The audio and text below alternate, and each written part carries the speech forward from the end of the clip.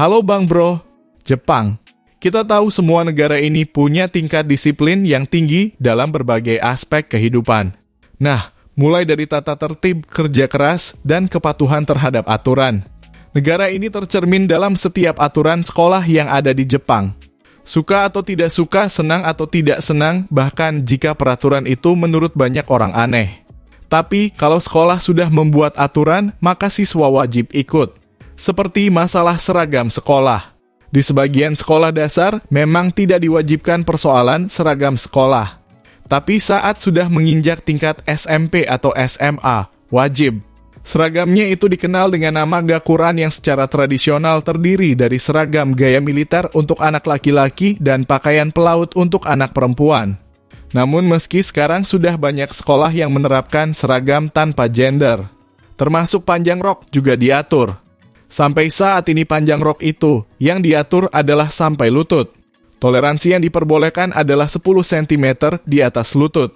Tapi bagi siswa perempuan, semakin pendek rokmu semakin tinggi status sosialmu di sekolah. Dan menurut siswa perempuan memperlihatkan paha itu untuk menekankan kedewasaan seksual mereka. Kok bisa ya? Jadi, bahkan saat musim dingin sekalipun siswa perempuan tetap akan mengenakan rok pendek. Dan juga seragam olahraga siswa perempuan di Jepang bisa menggunakan celana sependek mungkin. Yang bahkan terlihat hanya seperti mengenakan celana dalam. Nah, yang aneh terdapat aturan bagi siswa perempuan untuk hanya mengenakan pakaian dalam berwarna putih. Bahkan guru diberi kewenangan untuk mengecek warna celana dalam siswanya dengan melihat ke bawah roknya. Ini tentunya menimbulkan kontroversi dan dianggap melanggar privasi siswa. Tapi hampir semua sekolah sudah menghapus aturan ini, karena banyaknya tekanan dari para siswa. Soal masalah rambut dan kuku di Jepang juga sangat ketat. Kuku itu diharuskan tetap pendek dan juga bersih. Cat kuku tidak diperbolehkan, kalaupun boleh warnanya nggak boleh mencolok. Masalah rambut apalagi, sekolah di Jepang punya peraturan tentang gaya rambut siswa. Gaya rambut tidak boleh trendy, tetapi harus bersih dan pantas untuk siswa sekolah menengah. Di Jepang, ada aturan gaya rambut 2 blok bagi laki-laki.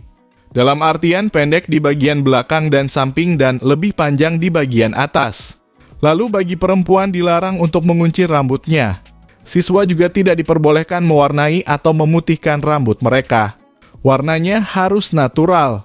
Seringkali guru menghukum siswa yang punya rambut selain lurus dan hitam dikuncir atau semacamnya. Bahkan, jika ada anak yang punya warna rambut alami selain warna hitam, dia harus melapor ke bagian staf terlebih dahulu, agar tidak bermasalah dengan guru lain di sekolah. Beberapa sekolah bahkan mewajibkan sertifikasi dari siswanya untuk membuktikan bahwa rambutnya dalam kondisi alami. Karena Jepang sangat memperhatikan pendidikan, aturan tidak mengizinkan apapun yang bisa mengganggu perhatian siswa. Salah satunya adalah masalah rias-merias. Jadi pelajar tidak diperbolehkan tampil cantik.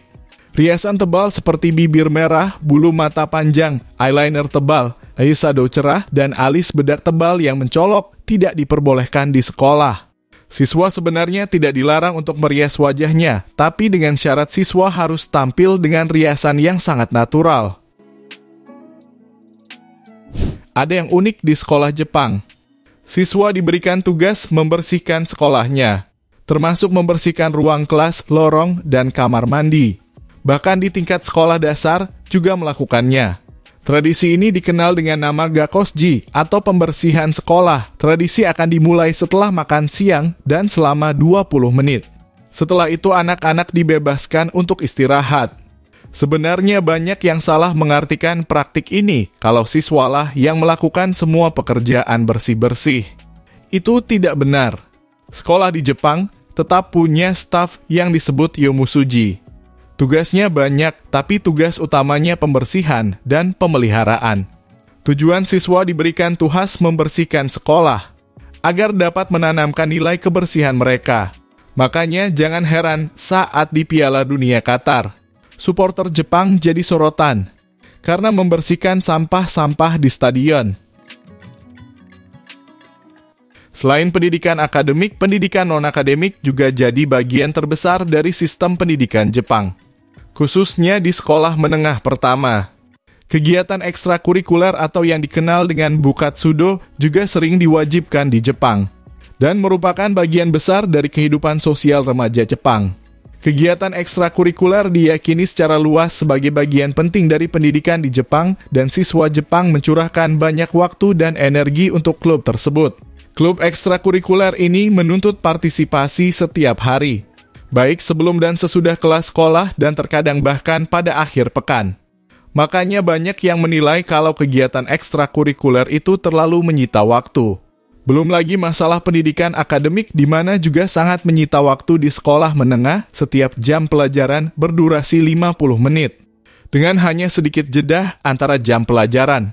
Siswa Jepang menghabiskan 240 hari dalam setahun di sekolah, 60 hari lebih lama dibandingkan sekolah Amerika. Yang menarik juga untuk kita bahas adalah soal larangan ponsel. Di Jepang sejak tahun 2009 perangkat seluler dilarang sama sekali di sekolah dasar dan sekolah menengah pertama. Dan dilarang juga di ruang kelas sekolah menengah atas. Alasannya sederhana, siswa terganggu dalam pembelajaran ketika mereka berada di dekat perangkat seluler. Tapi setelah 1 dekade larangan itu dicabut oleh Dewan Pendidikan sejak Juni 2019. Langkah ini dilakukan setelah terjadi gempa bumi di Osaka pada tahun 2018.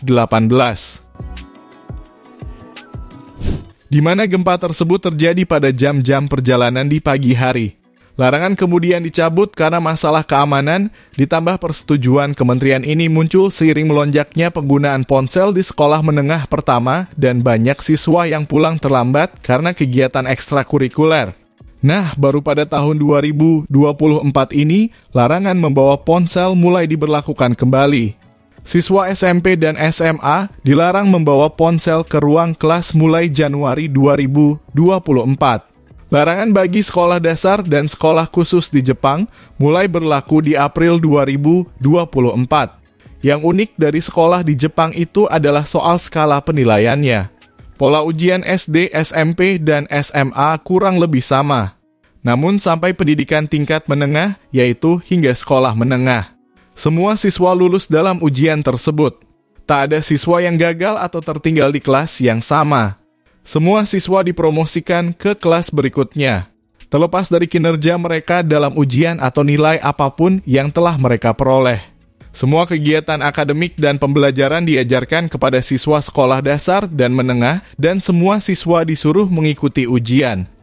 Tapi kalaupun ada yang gagal, siswa itu akan dipromosikan ke kelas berikutnya apapun prestasinya. Hanya di tingkat SMA, siswa tidak akan diluluskan jika nilainya tidak memuaskan atau tidak akan direkomendasikan untuk melanjutkan ke universitas. Nah, di Jepang, tepat waktu itu adalah patokan sopan santun dan telah ditanamkan sejak kecil. Bukan rahasia lagi, Jepang dikenal sebagai negara dengan tingkat disiplin warganya yang tinggi. Hal ini juga tercermin di sekolah yang mengutamakan kerjasama dan ketepatan waktu di sekolah. Siswa harus tiba tepat waktu, bahkan lebih baik lagi 5 menit sebelum kelas dimulai. Siswa akan duduk dan bersiap sebelum bel berbunyi.